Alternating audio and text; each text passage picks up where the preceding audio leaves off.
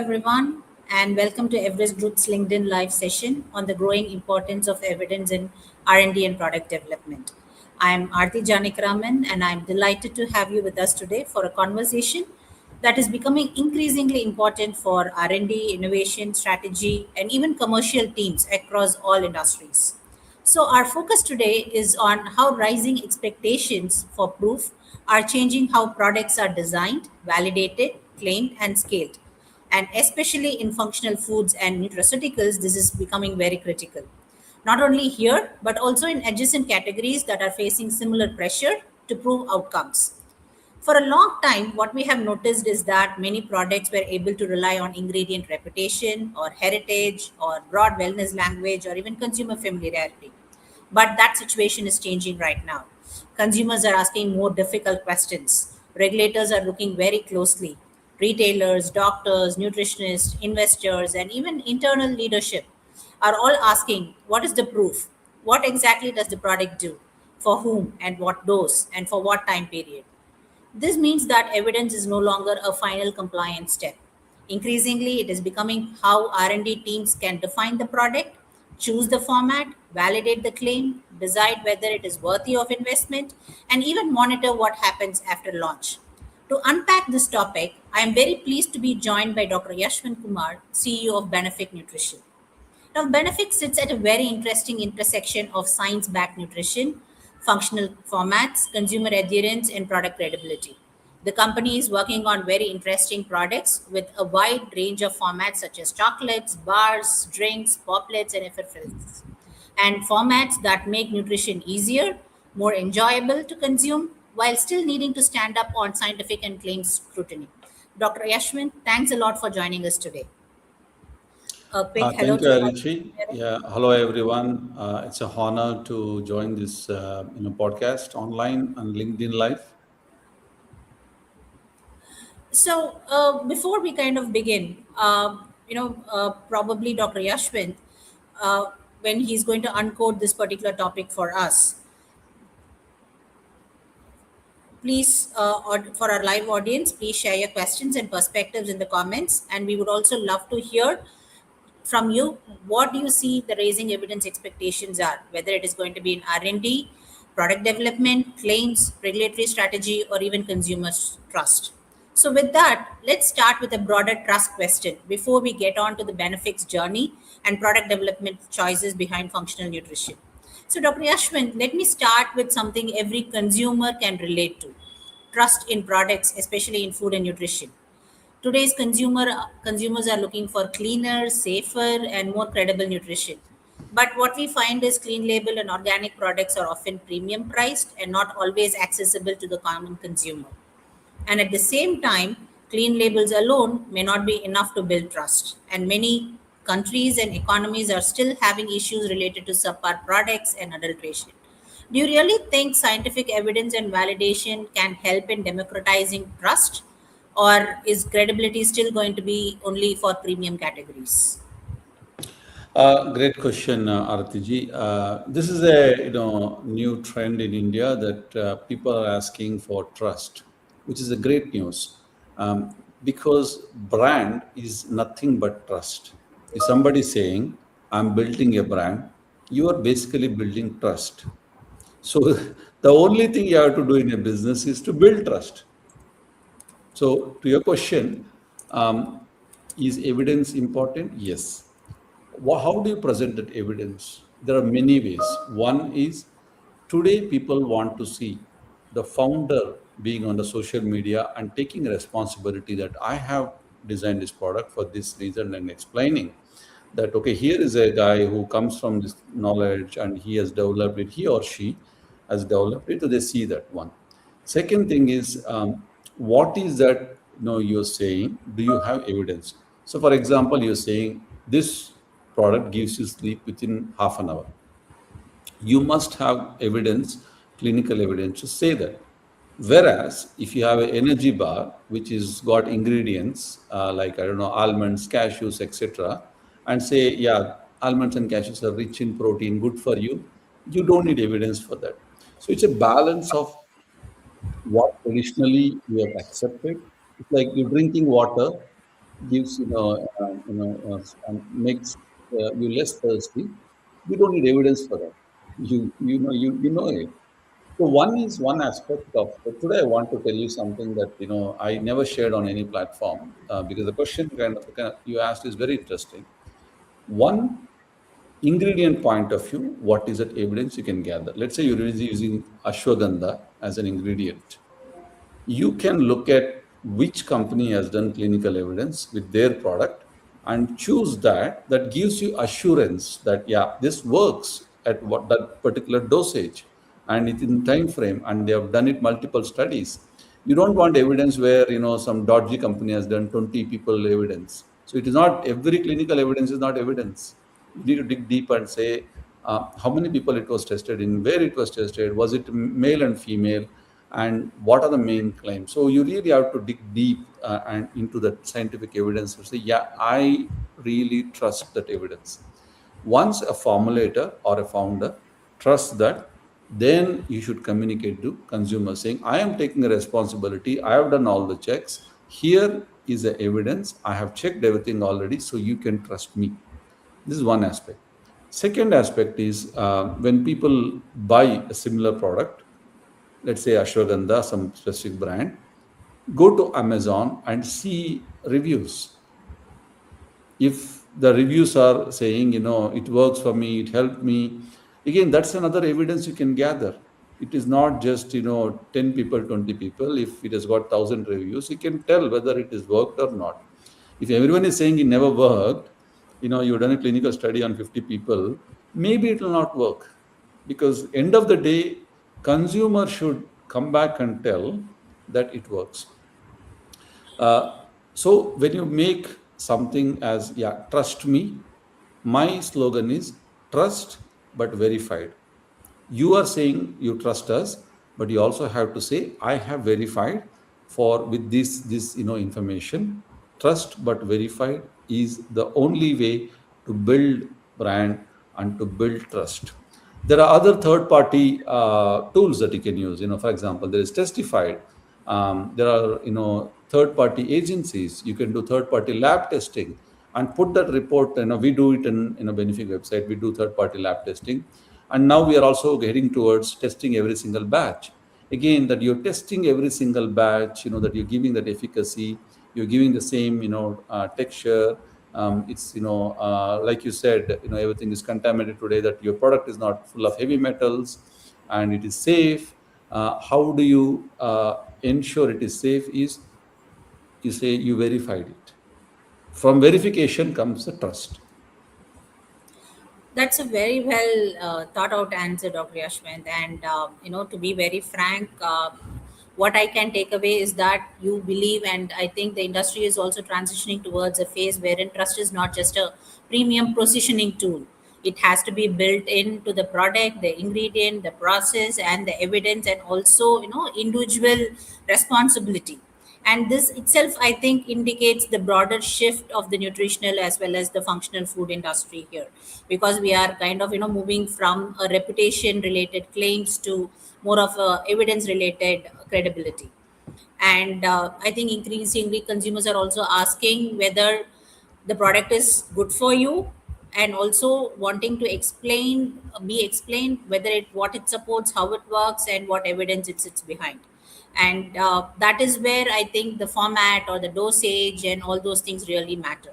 So when we talk about all these formats and dosage and a lot of varieties which are available right now in the market, I want to kind of shift from discussion about claims to the actual usage, because what we have noticed is even a very well substantiated, very well researched product can fail if consumers do not use it continuously or consistently. And that actually kind of resonates with some of the product portfolios we are seeing in nutrition, and even Benefic for that matter. uh, One of the issues again is going to be pill fatigue. Many people want to have supplements, want to have functional foods, want to have variety, but they don't want any other tablet or capsule in their routine. So how do you think alternative formats like chocolates or bars or poplets can improve intake or even adherence and consistency, and how this is going to be related to substantiation of evidence by itself? Yeah. So I'll simplify this one for you. For people to do anything in life, they need motivation. You go to work, if they don't pay salary, no matter how much passion you have, you won't get motivated. You have a career growth, you have bonus, you have perks, then you have salary that will motivate you. You go to gym, you need a motivation. Same, when you take supplements, you need some kind of a motivation to continue. And you get, say, I want to take this every day. You look at India as a demography, 10% of India is so highly educated, according to some reports. Less than 2% people are so much disciplined, they really know what they're eating. So you're looking at 98% of population still exploring ways to become healthy. In India, we are living longer, but we are living unhealthy. That's a disaster. That we have an unhealthy population which is living longer. That's a burden on the nation. Now, why pills don't work? Not because I want to put a pill. There is a psychological reason for it. See, you grew up as a child. When a doctor gave you, when you had fever, you took paracetamol. It gave you fever relief in half an hour. You took antibiotic, you got the relief within 3 days. Like you guys, I didn't continue all 7 days, 8 days of antibiotic. I stopped because fever is gone. So when you take a pill, your brain is already tuned and saying that I should get the result immediately or quickly. I should see. But supplements take time. The sweet spot for any supplement is around 45 days to 90 days. So, why a consumer will get motivated? I'm talking about is 98%. There may be exceptions, 1, 2%. That is not, so significant in the context of India. The motivation is why people have. So, I'm ex Cadbury, ex Nestle, ex PepsiCo. I made Lays. So, every product I made in my life is addictive. Should I tell you, don't, should I tell you, I really beg you to go and eat Cadbury chocolate? No, you'll open the fridge and have it. Wherever you see, you have it. You take, Kit Kat. Should we tell people to eat Kit Kat? It just draws you. So I'm taking that inspiration of FMCG and bringing that to nutraceuticals. So very simple. If it is not tasty enough to crave, it won't be taken long enough to work. Simple but game changing. That's what we're doing at Benefic, that we make effective nutrition which feels like a treat, not a treatment. Because the moment you go in the treatment section, you go into pharma, the doctor prescription. And I mean, I've not met a single person who went to doctor's clinic and came back, I'm so happy I visited a hospital. No, none of us like to go to hospital. All of us want to stay healthy. All of us today don't want to visit. None of us want to be in the hospital. I don't think it's the nicest place on planet to be. Everybody hates being in a hospital, and hospital bills are obviously exuberant in India. Uh, the only way you make it accessible for people is you make it so tasty, so delicious, so convenient that they reach out to supplements just like their morning coffee. So that's what we are working on now, making formats. It could be, so you want to make, let's say for example, you want to deliver um, energy as a supplement. You can do it as an energy bar. You want to make something which works within half an hour, you can make it as a drink. You want to make something which people can carry, because let's say some women, they have period pains. You make a product where they can put it in their bag and go. They don't. So people don't, any additional step that you do for people, let's say you have to take it, they need a water to take this pill, additional step, you need to mix this powder in this, additional step. So every additional step is a um, like a break, in their journey to take that. So it should be so convenient. I open, I drink it. I open, I eat it. I open, I pop it, and then it works like just like your morning coffee. People will reach supplements, and that day every Indian takes supplement, some kind of a supplement every single day. Our health problems will come down by 50%, and we will become 10 trillion, 15 trillion, or even 20 trillion economy Developing country is not just GDP growth. Development is the human body developed properly. Once this is developed, we can say we are a developed country. That is my, and the only way we get to that is make it as a treat, not as a punishment. That's where the new formats, new taste, new ingredients. You don't need to bring every ingredient to India. There is plenty here. So one of the slogan I created is everybody talking about whey protein, that protein, this. I look at whey protein. 95% of whey protein in India is imported. Then I looked around and I said, there are plenty of protein in this country. Then I came up with a platform and we launched this. It's called Desh Ka Protein Desh Ke Liye. So one is having a product. Then can you convey in an emotional way? So I'll give an example. Kit Kat doesn't sell chocolate. I worked in Kit Kat. Kit Kat doesn't sell chocolate. Kit Kat sells break. Cadbury doesn't sell chocolate. Cadbury sells celebration. Red Bull doesn't sell energy drink. Red Bull sells adventure. Pepsi, Coke. See, they all sell a human emotion. Whereas supplements companies have gone into the complete science mode and say, buy this, buy this, buy this. Unless you connect people emotionally, you will not reach mass audience. Now, Desh Ka Protein Desh Ke Liye connected. Then we launched Makhana protein bar. Now I'm telling it on live. Now we are launching two more products that have never been, explored in India. They're going to launch in next 1 month. I can tell it now. We are launching. It's okay. I can reveal it. We are launching India's, only sesame-based protein bar. No one has done it so far. There is so much protein in this country. There is dal. Don't forget there is dal. There are so many ingredients. So I can do launches under the banner Desh Ka Protein Desh Ke Liye. People connect with makhana more than whey. You go to Bihar, everybody knows whey. Sorry, everybody knows makhana. And you say Desh Ka Protein Desh Ke Liye. So you bring the human emotion familiarity. If I go and tell them FX200 ingredient, how many people in Bihar or Gujarat know? Very few. So I think we need to look at India in a very different way.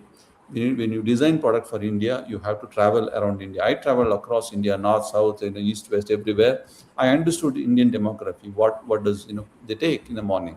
Do they take chai? Do they take coffee? So you got to understand morning to evening how they do behave, and then introduce supplements in different format. That morning coffee में जा सकते हैं क्या? Afternoon lunch में जा सकते हैं क्या?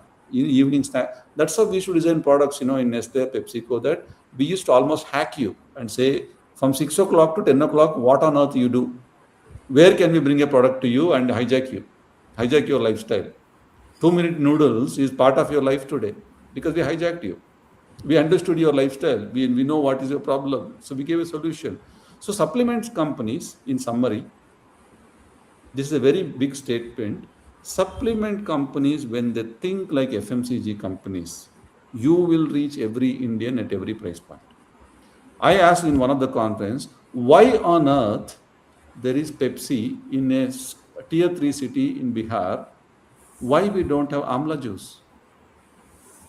The reason is we didn't make Amla juice so tasty, and so Amla juice is not that expensive. If Amla juice is in every house, India will be very healthy. Why should we drink in all this, unhealthy stuff? Because they made it more tasty, more cheaper, more available. So don't blame consumers, blame ourselves that we didn't give them choice. Give them a choice to consumers that your product is far superior in taste than Pepsi or anything. And why they will eat? Nobody in this world want to eat unhealthy. They're eating unhealthy because they don't have choice. So I am all for consumers. That's And actually a very interesting concept, Dr. Yashwant. I'm sorry. I just want to kind of, also make that distinction when you mentioned that the format is not always about making the product attractive. It is about taste, it is about adherence to a daily ritual, and also other factors, so that consumers makes it looks like it is a part of their routine, and the adherence itself is part of the product performance, and it is not being measured as a commercial metric by itself.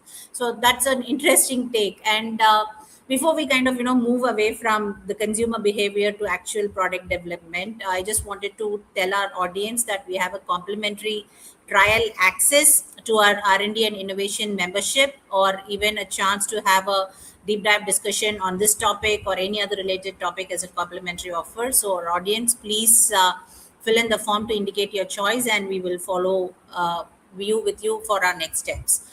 And again, coming back to the discussion, Dr.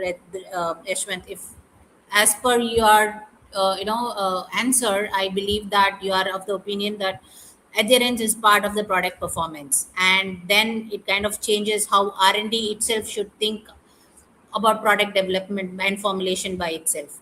And that raises a very interesting question. Should when we start building a functional product, should R&D start with the ingredient or the consumer problem, or decide on an evidence backed claim that this is the ingredient which has evidence, this is the thing which we need to choose, or all of the above? What is your opinion? So it's very simple. I think the R&D people should think very simple, like a 6-year-old child. That's what I tell my R&D team always. Don't think like a PhD. I actually think like a 6-year-old, because 6-year-old has got a lot of clarity in life. PhDs have a lot of confusion. I'm a PhD, I can say this. Keep Yeah. it very simple. Start with the problem. What is the problem that you're solving for your customer or consumer that you deserve their money? This is the first question. Second question, what are the ingredients that can solve this problem? Do I have evidence for it? Have I testified? Can I trust the data? Both are then tick. Then you go say, how do I present this product to them? Should I do it in this format, this format, this? For example, sleep product, you will not do it for a morning consumption. Sleep product is for night. So you need to understand between 6 o'clock to 10 o'clock, what do they eat? How do they hang out at home? They will be at home? Maybe a sleep product they can mix it and drink. For example, sleep milk, for example, will work because they're at home. Whereas something like an energy product, they won't be at home. They'll be in the office. They'll be on the go. So it has to be ready to consume. So you understand what time of the day the consumer is likely to consume this product, and where are they? Are they in office? Are they or at the metro station? Are they in their in a car? Then you design. Okay, my consumer is going to consume at 8 p.m. This is the best format for them. And then you say, okay, I understood the format. Now I have the ingredient, and say, now how do I make it so tasty that even if they're not getting any benefit, they will finish it? I can guarantee that they'll finish the entire bottle. That's what an R&D guy should think. I make it so tasty that they will 100% sure there is a zero return, that they will finish it because that it's amazingly tasty. When they finish the entire bottle, they will get some benefit anyway. They'll buy second time. So human brain works on dopamine. So I'll get a little diverted, here, and this to make the audience, a little bit more familiar with the word dopamine and etc. So basically, when you see, you love a girl, you see her, there is a dopamine, in your brain. You want to see her again and again. Or you like a movie, and it gives you some kind of kick. You want to watch it again and again. You had some sweet and you want again. So everywhere it is dopamine, dopamine, dopamine. That dopamine tells, I want it again. It's cigarette, whether it is alcohol, whether it is something which is addictive, chocolate, anything. Everything works on dopamine. Is your product going to do something on dopamine? They'll come back again and again and again. You don't need to tell them to take. You don't need to educate them. That by default they'll take it anyway. That is how you formulate it. You start with what is the problem you're solving, and then who are your audience, what is the price they can pay. Let's say the consumer in India can pay only 500 rupees per month. Don't design a product at 5,000 rupees per month. Again, it's an R&D guy's responsibility. You can put a clinically backed evidence based ingredient from US. Commercially it won't work out. Your cost of goods sold should never be more than 25% in supplements. In food it should never be more than 40%. So you got to have that control. And then ask yourself, so there's one of the big mistakes people do. Again, I blame R&D people only. I'm an R&D guy. I blame all the PhDs only. I'm a PhD guy, so I will take the blame. When people don't know whether it works or not, they put too many ingredients, thinking that the consumer get convinced. Oh, I put shatavari, I put ashwagandha, I put moringa, जितना भी market में है डाल दो उसमें. We got 500 ingredients or 20 ingredient, but don't forget your product will work based on the dosage. It is better to put one or two key ingredient, that is called your hero ingredient. Make sure the dosage is really good. Put 10% more, because in shelf life, no matter what ingredient you put, its efficacy will go down. So always put more than what you say, so that in shelf life the efficacy stays. So R&D guy should also think, is this product in this format will be stable enough to give the effect. With all that, once you have all that, you go to marketing guy and say, see, I've done everything for you, go and launch it. Then you still get involved and say, this is the communication. Please work with the marketing team and say, don't claim false claims, because if marketing team by mistake makes false promises, you're going to break the brand and trust again. That brings us to a very important and an interesting perspective, because we are seeing a lot of I totally agree that the marketing, the R&D, the formulation, and all the, and even the claims and the regulatory affairs team should work together even before the product is launched. But after the product is launched, there is something called as claim inflation. We see ads, we see influencers, we see social media product pages. You also mentioned Amazon reviews and all those things.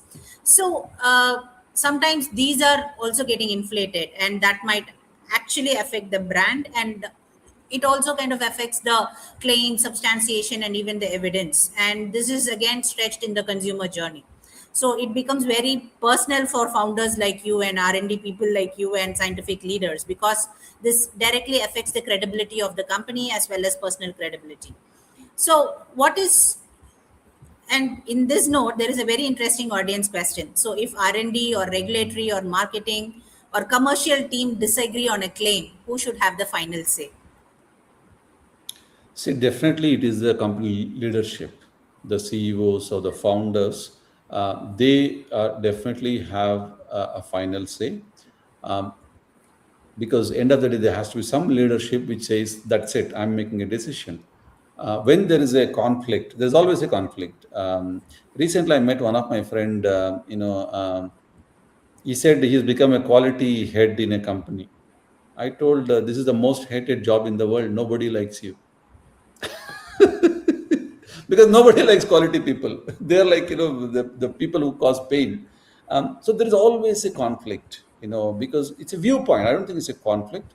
Marketing, for example, want to promote this for weight loss because that's trending currently. They want to claim weight loss. Whereas R&D people says, no, we can't put weight loss because of these reasons. Then there has to be some kind of an advisory committee or some kind of knowledgeable people at the top who say, okay, we heard R&D's view, we heard marketing views, but this is company view, and say this is what our brand stands for. When you communicate that at a leadership level, this is what our company stands for, everybody should fall in line with that company ethos, company vision, company communication. So it is actually the leadership. So if they do it, blame the founder. Is this No, your opinion as a founder or an R&D or a master formulator? you know all three. Okay. There is another interesting question from the audience. A user is asking, there is a lot of wellness and nutraceutical products in the market today, and we are seeing a lot of claims. What claim would you personally remove tomorrow if a company could not defend it as a competitor or a consumer or even a regulator? Yeah. So, see, I think it's very subjective. Let's say somebody says, I've seen some products which say, you take this product, your fertility problem will be solved and you will conceive naturally. That's a very exaggerated claim. Something like helps reduce stress and anxiety is a decent claim. There is a company, I don't name the company, which says, take this biotin gummies, you grow hair within 30 days. That's the dumbest claim you can ever have, because it doesn't grow. I never launch hair product till now because it doesn't work. uh, the question is, if you can substantiate, fine. If you can't substantiate that, you have to remove. Now, how do you control this is, you go into market. See, it's not like, R&D can dictate what, or regulator can dictate, because when you go to market, there is something which is trending and people are searching for a keyword, and marketing team, salespeople team try to match that keyword, and that's where claims and all come, because we want to tell people to buy. I want eyeballs. So the marketing team, sales team, under the impression of eyeballs. I go through this, by the way. I go through this every day. My sales team and marketing team comes to me with, with all kind of things. Sometimes it slips off my, my hand also, because I'm traveling. Sometimes in one ad goes away without my permission. At this level, definitely, I can do it. But as the company gets bigger and bigger, you need to put systems in place, knowledgeable people in place. So again, coming back to the same question, if the claim is something you cannot substantiate, you can use that words and say, yeah, it could help, it may help. That's a decent, claim. But things like, you'll grow hair. There are products which says, for example, I've seen, I won't name the brand again, that they say, you take this powder, you'll grow taller. I never took any powder. I'm 6.3, 6.4. My mom just gave me, normal food. So I don't think there is any evidence that you taking a powder will make you taller. So such claims are exaggerated. There are some claims. I'll give you some claims which are decent. I think, they should be allowed. Helps reducing weight. Yeah. Helps reducing your blood sugar control. Absolutely. You can prove that. Helps reducing stress and anxiety. You can prove that. Gives you energy. You can prove that. Protein. You can prove protein is good for you, but you can't see the benefit but immediately. But people know protein should be taken. Sleep. Gives you sleep.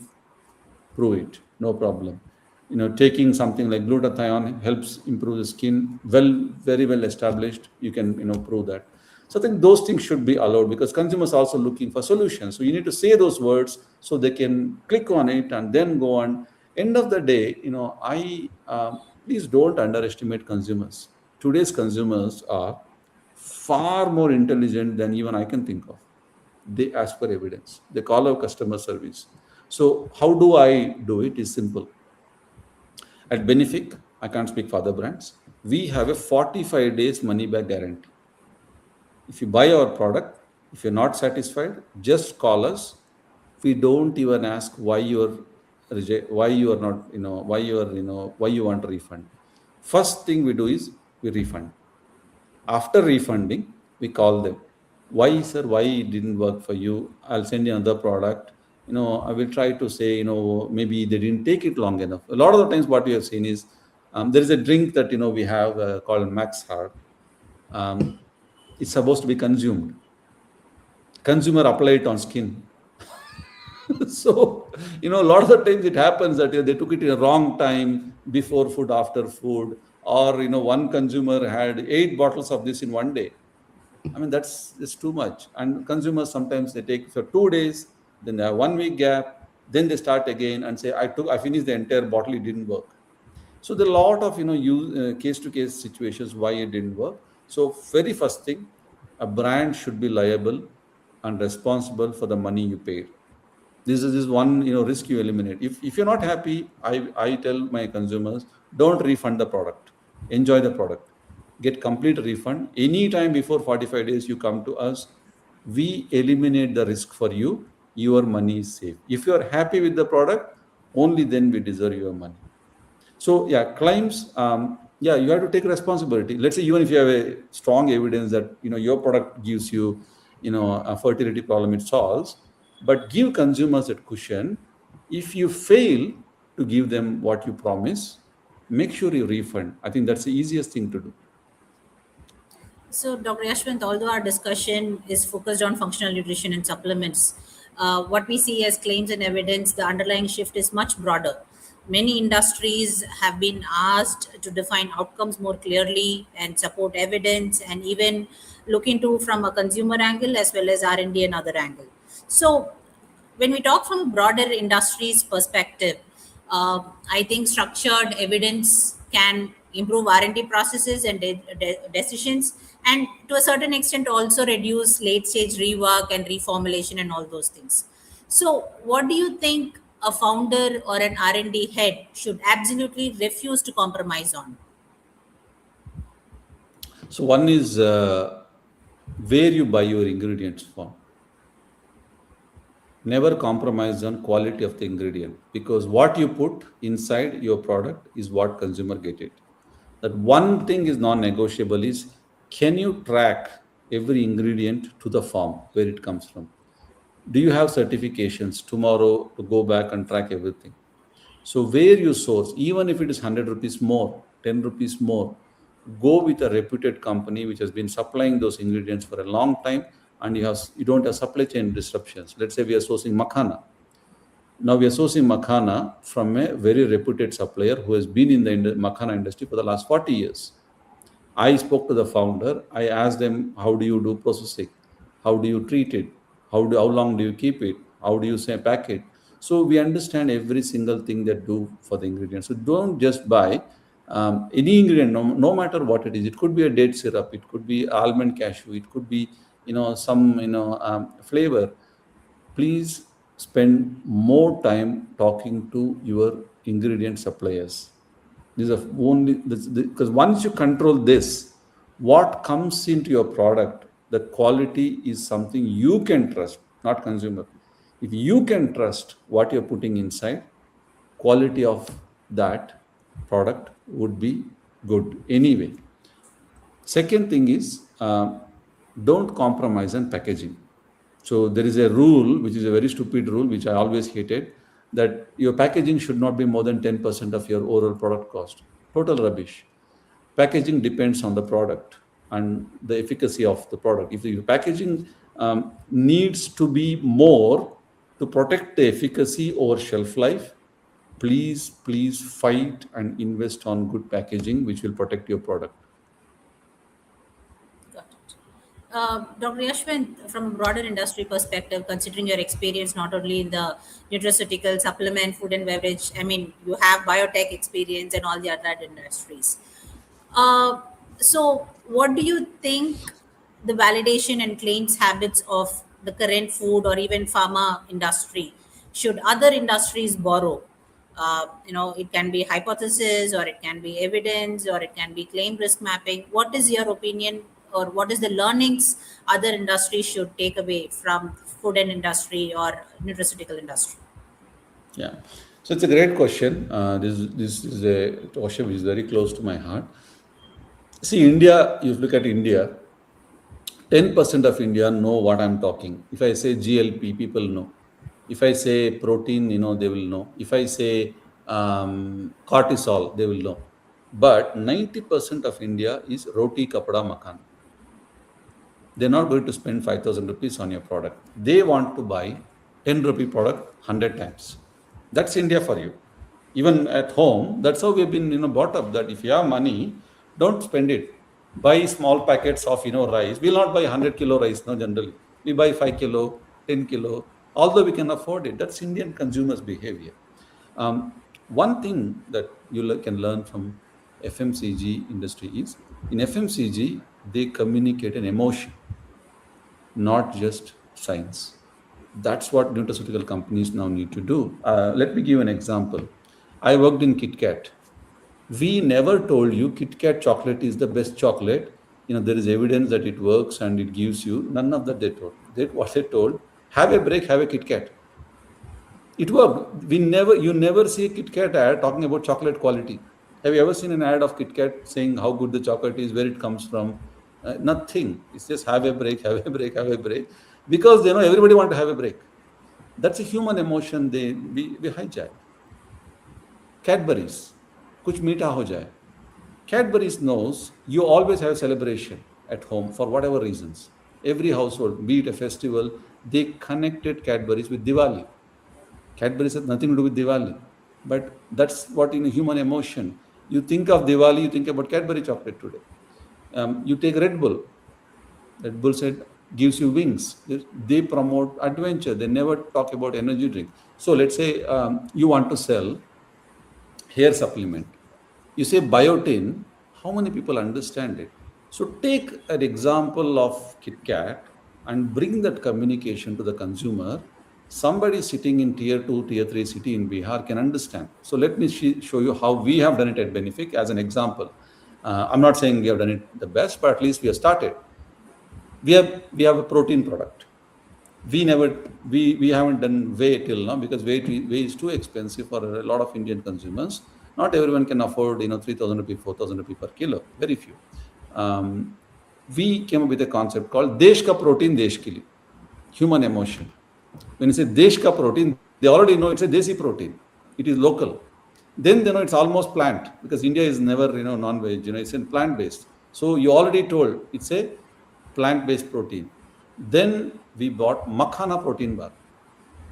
Makhana everybody knows. Then Desh ka protein, Desh ke liye makhana, everything connected together. People buy, and it is one of our and we are doing at least another 10 products under the banner called Desh ka protein, Desh ke liye.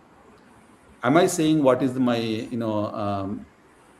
my protein profile, BCCA and all that? If they want, it is available.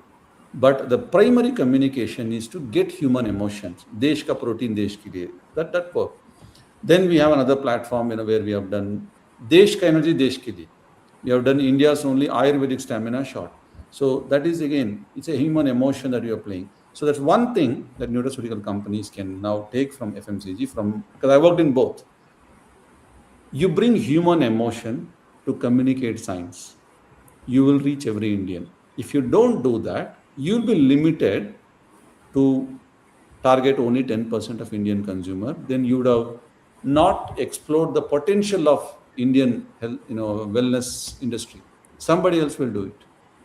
Maybe Pepsi will do Well, it. to be very frank, I expected from you, you will talk about trust or adherence or evidence or formats or governance and all those things. But then you kind of, threw me off track, and then you connected emotions and how you communicate with consumer, which is actually quite critical, not only in our industry, but any industry for that matter. So, and it also ties up everything which we are doing together, right from clinical validation to how Exactly. the Exactly. companies communicate, evidence, format, routine, and everything needs to work together. Can I So add this one is, sentence? Can I make yeah, one sentence which is very controversial but is needed? Clinical evidence is for you as a company to be confident it works, not for the consumer. The day you have the thought process, are you convinced first that with that evidence? It is for you to trust that ingredient and trust that claim that you're going to say. Then you can communicate in any way. So, clinical evidence is not for the consumer. Please remember, clinical evidence is for you as a company, as a formulator, to be assured that what you're putting is the right quantity, right quality, right grade, right extraction method, and you can go and tell the world, I am telling this works. Yeah, sorry. got it. And I think for functional nutrition in particular, this is very valid, because unless you trust what goes in your product, how can you communicate effectively with the consumer, and how you build the brand and win trust. And I believe that also resonates with the current, how do I say, trend we are noticing, that the winning brands are not simply with the boldest claim or the newest ingredients, but those which can connect adherence, formats, even trust in a way that consumers and other regulators and even decision makers believe. So I think we are running out of time. Before we kind of close, I would like to once again remind our audience that we have a complimentary trial access to our R&D and innovation membership, or a chance to have a deep dive discussion on this topic or any other related topic as a complimentary offer. Please fill in the form to indicate your choice, and we will get back to you on next steps. So, Dr. Yashwant, before we kind of sign off, I want to ask you one final takeaway question. If there is one idea R&D and innovation leaders should take away from this conversation, what is it? Is it evidence, or is it human emotion, or is it how you communicate with the consumers, or anything else? There's only one thing an R&D person should have. I worked in global companies, Nestle, PepsiCo, Cadbury's, Almarai. Now I'm running my own company, Benefic Nutrition. Across all the companies I worked, there's only one thing which is common. This is the only thing an R&D person should start and think. What is the problem? What is the benefit you are giving to the consumer? Be it a chocolate. Chocolate gives you joy. KitKat gives you joy. That's a problem you solve. If somebody is stressed, they want to have a chocolate, they want to have a break. Somebody wants energy, you're giving them somebody wants to have nutrition, you're giving a juice. So again, your product, what does it solve? Why consumer should give their money to you to buy your product? This is the only question you should. The moment you simplify R&D, you can do more innovation. All the companies I've seen, the bigger the team becomes R&D, you bring all kind of complexities and words, everything that we got a new tool, etc. But people forget the consumer in the end. Yeah, so that actually ties up our conversation together better. Whatever can be the product, whatever can be the evidence or format or routine, it all needs to work together so that it solves a critical problem for the consumer. And that is how brands kind of win. And thanks a lot, Dr. Yashwant. This has been a very useful discussion because it actually told us that evidence is no longer just the last step of the process. It has to be integrated right from day one, and it has to be not only internal but also talk from a perspective of the consumer journey by itself. And to everyone who has joined us live, thanks a lot for being the part of the conversation. Please do continue sharing your questions and perspectives in the comments, and we will get back to you as soon as possible. And do stay connected with Everest Groups for more discussions on how R&D and innovation are evolving across industry. Thank you and have a great day. And thanks, Dr. Yashwant, for spending time with us and sharing your perspectives. Thank you, Aarthi. It's a honor, and thank you everybody for skipping your dinner and being on this live session.